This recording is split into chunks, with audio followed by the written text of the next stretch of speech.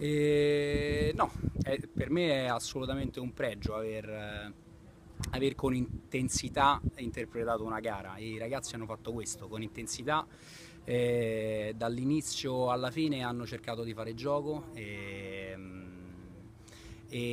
non siamo riusciti ad ottenere quello che ci interessava oggi qui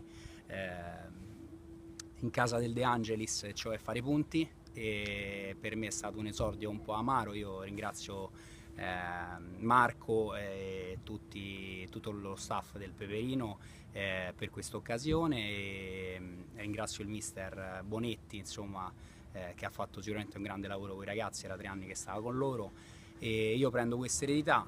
Oggi è stato un esordio un po' così, non facile, però i ragazzi hanno dato veramente tutto in campo, li ho apprezzati dall'inizio alla fine. Io non li conoscevo, ne conoscevo veramente pochi, però devo dire che sono comunque soddisfatto della gara.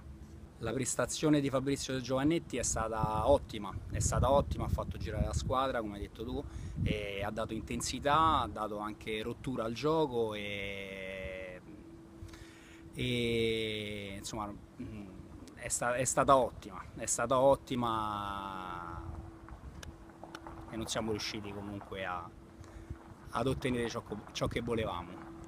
Ma noi in questo momento, dopo 3 partite in campionato e 3 sconfitte, quello che dico ai giocatori è sempre la stessa cosa, di dare il massimo ogni partita, indipendentemente dall'avversario.